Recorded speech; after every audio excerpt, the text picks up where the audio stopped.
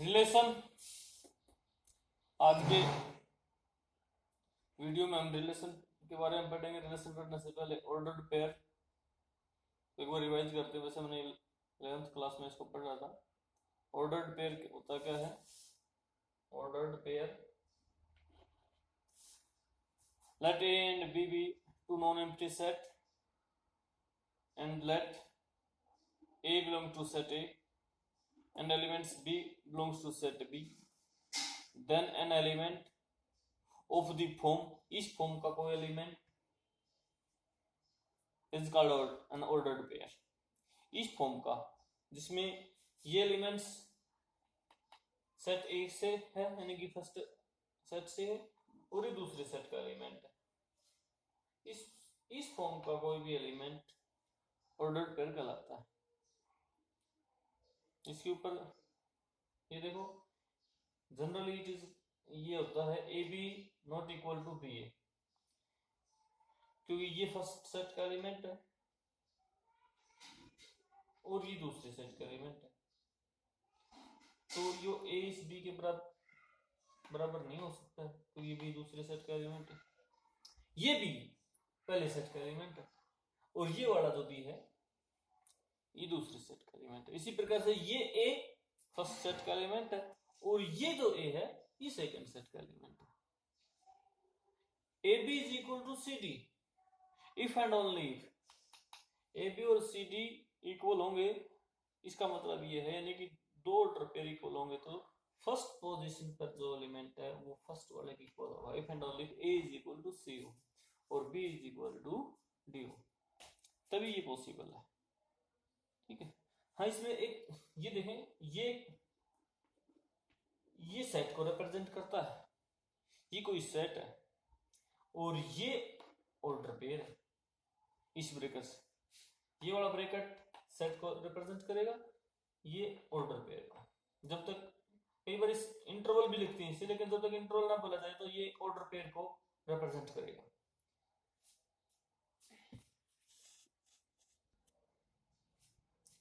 Next, Cartesian product of two sets या more sets, let A and B be two non empty set. Cartesian product के लिए पहली condition क्या है? जिन sets के हम कार्टेशियन प्रोडक्ट कर रहे हैं वो नॉन एम्प्टी सेट होना चाहिए। नॉन एम्प्टी मीन उनमें एटलीस्ट वन एलिमेंट होना जरूरी है, कम से कम एक एलिमेंट जरूर हो। तो मान लीजिए दो ए और बी दोनों नॉन एम्प्टी सेट्स हैं, उनकी कार्टेशियन प्रोडक्ट को ए क्रॉस बी से लिखेंगे और इस प्रकार से डिफाइंड होगी। A cross B is equal to any set, ये सेट का ब्रैकेट ए क्रॉस बी, यानी कि कार्टेशियन प्रोडक्ट होने को काम जो हमें मिलेगा वो एक सेट ही मिलेगा, इज इक्वल टू क्या होगा? उसके एलिमेंट्स कार्टेशियन प्रोडक्ट के ऑर्डर पेयर के फॉर्म में होंगे। ए बी, ये ए किससे रिप्रेजेंट किससे बिलोंग करता है? सेट ए से, एंड बी किससे बिलोंग करेगा? सेट बी से। एग्जांपल से समझते हैं। मान लीजिए ये कोई सेट है ए, नॉन एम्प्टी सेट है जिसमें एलिमेंट्स ये हैं, बी कोई दूसरा सेट है जिसके ये एलिमेंट्स हैं। अगर हम इवन की कार्टेशियन प्रोडक्ट करते हैं तो फर्स्ट ए लिखा है तो ए का एलिमेंट 1 की 4 से करेंगे 1 4, 1 की 5 से 1 5 1 की 3 से हो गया 2 की 4 से 2 4, 2 की 5 से 2 5, फिर 3 की 4 से 3 4 और 3 की 5 से करेंगे तो 3 5। इस प्रकार से एक क्रॉस बी, यानी कि Cartesian product of set A and set B ये मिलेगी, जिसमें नंबर ऑफ एलिमेंट्स 1 2 3 4 5 एंड 6 होंगे, जिसको हम यू भी जा सकते हैं। जैसे सेट ए में नंबर ऑफ एलिमेंट्स 3 है, सेट बी में नंबर ऑफ एलिमेंट्स 2 है, तो दोनों की गुणा करने से 3 दूनी 6 नंबर ऑफ एलिमेंट्स। अगर इसमें नंबर ऑफ एलिमेंट्स बदल जाए तो हम बता सकते हैं सेट ए और सेट बी में, और कार्टेशियन प्रोडक्ट के एलिमेंट्स ही बताने हैं तो ये हो जाएगा। Generally A cross B not equal to होता है B cross A in general. जब तक ए और बी बराबर नहीं होंगे, जब तक सेट ए और सेट बी बराबर नहीं होंगे तो ए क्रॉस बी बराबर नहीं होगा बी क्रॉस ए के। अच्छा मान लीजिए सेट ए मैं ये लेता हूं और सेट बी को मान लीजिए 5 ले लेते हैं, तो ए क्रॉस बी क्या होगा? ए क्रॉस बी क्या आएगा? 5 आएगा, क्योंकि बी में तो कोई एलिमेंट है ही नहीं। तो कार्टेशियन प्रोडक्ट अगर इन ए और बी की करेंगे तो क्या मिलेगा हमें? 5 मिलेगा, यानी कि नल सेट मिलेगा। ए क्रॉस बी यानी कि ए के बी की कार्टेशियन प्रोडक्ट एक नल सेट होया, एम्प्टी सेट होया। Next relation. रिलेशन को डिफाइन करने से पहले थोड़ा रिलेशन के बारे में जानते हैं। रिलेशन आप जानते हो, रिलेशन का जो सेंस है, लिटरल सेंस है, यानी कि दो ऑब्जेक्ट्स किस प्रकार से एक दूसरे से लिंक है या कनेक्टेड है। रिलेशन का जो साधारण मीनिंग है, साधारण अर्थ है, कोई भी दो ऑब्जेक्ट किस लिंक द्वारा या किस एक दूसरे से कनेक्टेड हैं, कैसे एक दूसरे से जुड़े हुए हैं। जैसे कि मान लीजिए ये कोई दो सेट है, सेट ए जिसमें आशा, राम और हरि मान लीजिए कोई 3 स्टूडेंट्स हैं, और सेट बी ये फादर्स हैं उनके। मान लीजिए आशा का फादर सुभाष, राम का फादर जो है श्याम है, और हरि का फादर कृष्ण है। तो यहां पर हम अगर इसके बीच में कोई जो रिलेशन जो मिल रही है आर, और जो हमें एक सेट मिलेगा वो क्या मिलेगा? आशा, सुभाष फर्स्ट ऑर्डर पे, इसी प्रकार से राम, श्याम और Hari, Krishna.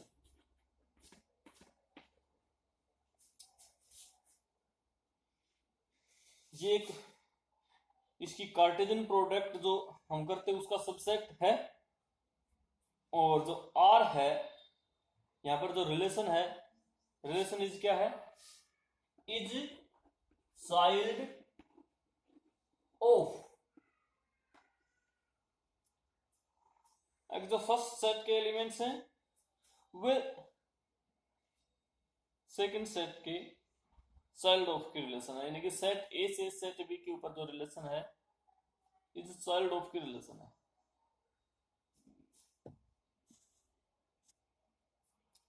Now I am giving two definition of relation.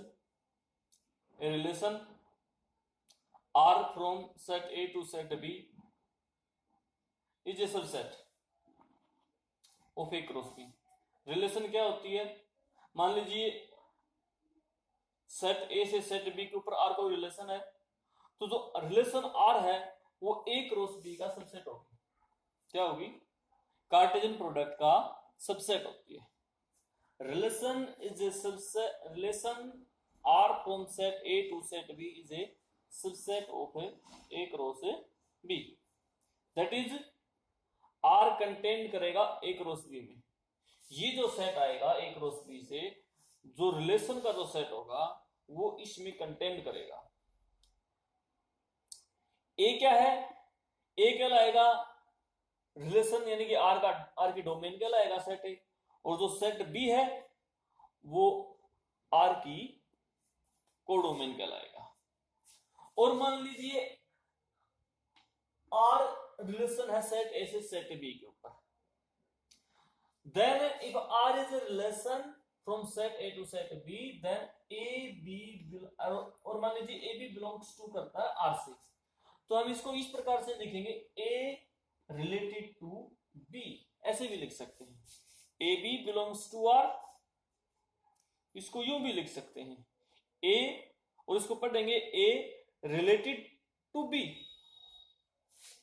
मैं इसको जनरली ऐसे ही लिखता हूं, मेरे को ऐसे लिखने की आदत है। इसको यूं भी लिखा जाता है कई बार, A B belongs to R, अर्थात ए रिलेटेड टू बी। ये ए फर्स्ट सेट का एलिमेंट है, ये बी सेकंड सेट का एलिमेंट है, यानी कि ये डोमेन में से है और ये कोडोमेन में से है। रिलेशन वाले कंसेप्ट को अच्छी तरह से समझने के लिए उसके ऊपर पहले एक क्वेश्चन करते हैं, बाद में उसके टाइप पर जाएंगे। तो क्वेश्चन है, if R is a relation, क्या है relation, less than from set A, ये सेट ए है, टू सेट बी, ये सेट बी, तो write down the elements of A R. R के एलिमेंट्स लिखने हैं। आर क्या है, रिलेशन है। कैसी रिलेशन है, लेस देन की। तो रिलेशन आपको पता है कार्टेशियन प्रोडक्ट का सबसेट होती है। तो सेट ए की और सेट बी की कार्टेशियन प्रोडक्ट में से एलिमेंट आएंगे इसमें। What is relation, relation is less than. तो वन से कार्टेशियन प्रोडक्ट करें तो ये वाला जो एलिमेंट है वन से लेस देन नहीं है, तो ये हमारे रिलेशन का एलिमेंट से नहीं होगा। और इसी प्रकार की 1 की 4 से करें या 5 से करें तो वो भी हमारे नहीं होंगे, क्योंकि बट रिलेशन है लेस देन की, यानी कि सेट ए का एलिमेंट सेट बी के एलिमेंट से लेस देन होना चाहिए। रिलेशन को इसी प्रकार से पढ़ना है। जब क्वेश्चन को करें, जो रिलेशन डिफाइंड की गई है उसको हमने पढ़ना है। रिलेशन किस सेट से किस सेट पर डिफाइंड है, ये दो चीजें देखने की होती हैं। फर्स्ट, रिलेशन किस सेट से किस सेट पर डिफाइंड है। सेकंड, रिलेशन क्या डिफाइंड है, क्या बोली गई है। तो रिलेशन सेट ए से सेट बी पर है, और क्या है, लेस देन, यानी कि सेट ए के एलिमेंट सेट बी के एलिमेंट से लेस देन होने चाहिए। तो अगर मैं इस सेट ए का ये एलिमेंट लूं तो ये कि इनमें से किसी के साथ कनेक्ट नहीं होगा। अब सेट बी का सेकंड एलिमेंट 2 लेते हैं, 2 किसके साथ कनेक्ट हो जाएगा, 1 के साथ। 2 4 के साथ कनेक्ट नहीं होगा, क्योंकि ये इससे लेस देन नहीं ग्रेटर देन होगा। फिर 3 इसी प्रकार से देखेंगे तो 3 कनेक्ट हो जाएगा 1 से, और बाकी के साथ नहीं होगा। 4 भी कनेक्ट हो जाएगा 1 से, और 5 कनेक्ट हो जाएगा 1 से, और 5 कनेक्ट हो जाएगा 4 से भी, क्योंकि 5 सॉरी 2 1 से कनेक्ट हो गया, 3 1 से कनेक्ट हो गया,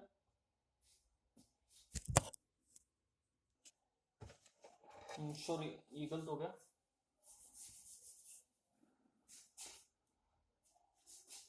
रिलेशन लेस देन की है तो 1 कनेक्ट होगा हमारा 4 से, क्योंकि 1 4 से लेस देन है, और 1 कनेक्ट हो जाएगा 5 से, और इसी प्रकार से ये 2 कनेक्ट होगा 4 से, 1 से नहीं होगा, क्योंकि सेट ए के एलिमेंट्स है, सेट बी से लेस देन लेने हैं, क्योंकि रिलेशन लेस देन की है। 2 4 2 5, इसी प्रकार से 3 4 एंड 3 5 4 न 1 से कनेक्ट होगा न 4 से, 5 से कनेक्ट होगा, 4 5, और इसमें जो एलिमेंट्स 5 है ये इसके किसी भी एलिमेंट से कनेक्ट नहीं होगा। तो ये रिलेशन आर के एलिमेंट्स हुए। इसमें आगे क्वेश्चन ये बोल रहा है, also find are inverse. Are inverse भी फाइंड करें, यानी कि आर इनवर्स फाइंड करना है, यानी कि किसी इनवर्स रिलेशन फाइंड आउट करनी है, तो ऑर्डर पेयर के एलिमेंट्स को उल्टे देंगे। जैसे कि 1 4 है, ये 4 1 हो जाएगा, 1 5 है, ये 5 1 हो जाएगा। इसी प्रकार से आगे भी कर सकते हैं।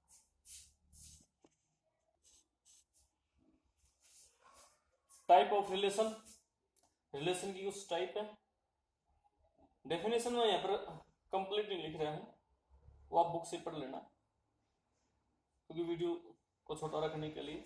आइडेंटिटी रिलेशन, आइडेंटिटी रिलेशन कौन सी होगी, हाँ आइडेंटिटी रिलेशन हो चाहे यूनिवर्सल, चाहे वाइड रिलेशन, या रिफ्लेक्सिव, सिमेट्रिक, या फिर आगे एक और आएगी ट्रांजिटिव रिलेशन। ये सारी की सारी रिलेशन सेट ए से सेट ए पर डिफाइंड है, यानी कि उसी सेट पर डिफाइंड है। ये रिलेशन, आइडेंटिटी रिलेशन वो रिलेशन होती है जिसमें आर, जो रिलेशन है आर इज इक्वल टू ए के बराबर हो,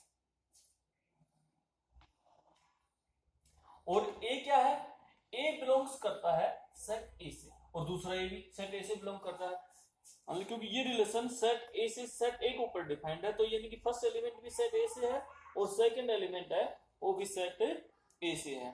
if R is equal to A, इसी रिलेशन में r is equal to A हो तो ऐसे रिलेशन को कहेंगे आइडेंटिटी रिलेशन। इसी प्रकार से यूनिवर्सल रिलेशन क्या होगा, r is equal to A cross A, यानी कि पूरे का पूरा कार्टेशियन प्रोडक्ट, सेट ए का सेट ए से कार्टेशियन प्रोडक्ट भी, और सारे के सारे एलिमेंट उसमें जो आएंगे वो r में हो, उनके r उसके बराबर हो, तो ऐसे रिलेशन को कहेंगे यूनिवर्सल रिलेशन।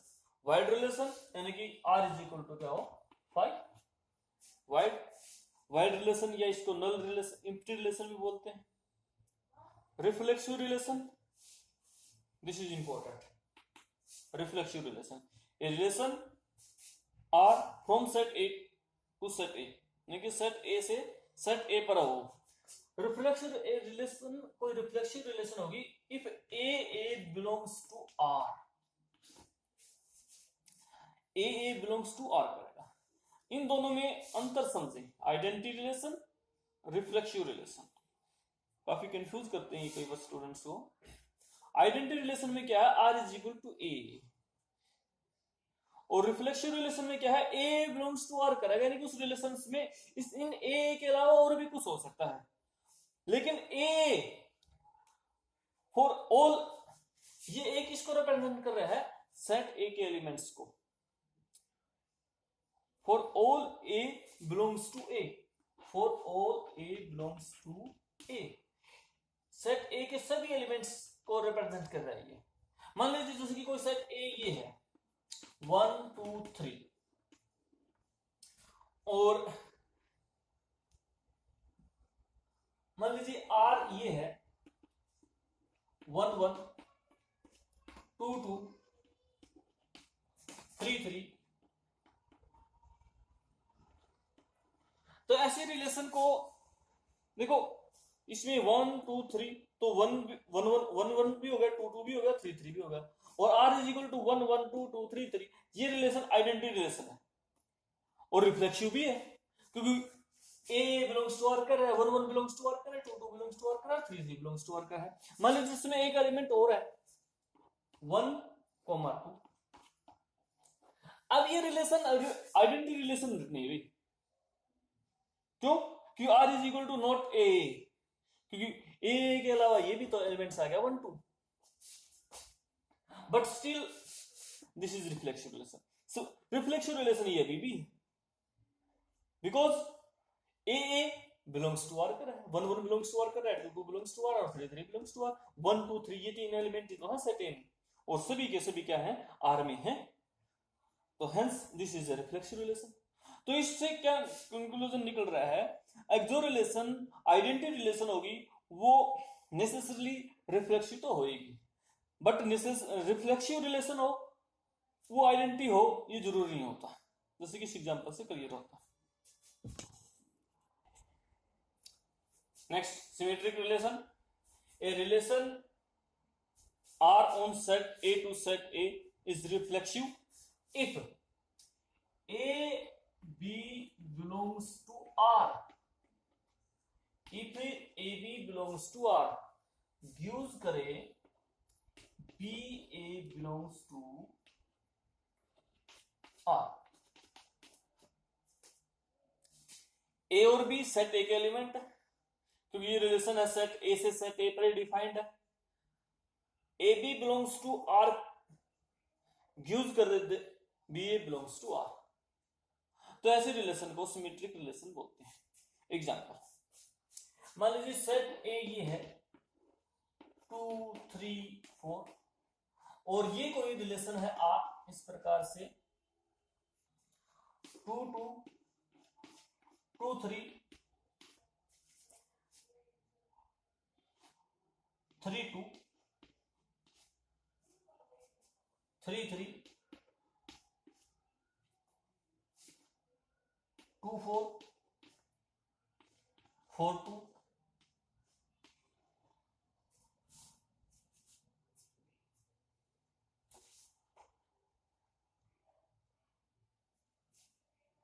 तो ये बताओ कैसी रिलेशन सिमेट्रिक रिलेशन है या नहीं।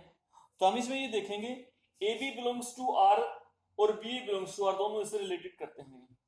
तो सबसे पहले 2 2, तो इसका उल्टा भी 2 2 ही होगा, वो तो इसमें है ही।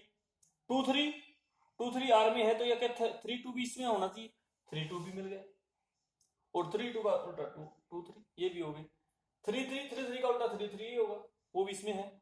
2 4 है तो 4 2 4 2 भी इसमें है। तो इस प्रकार से हम देख रहे हैं A B belongs to R gives कर रहा है B A belongs to R, thus this relation is symmetric relation, यानी कि relation is symmetric if A B belongs to R gives B A belongs to are.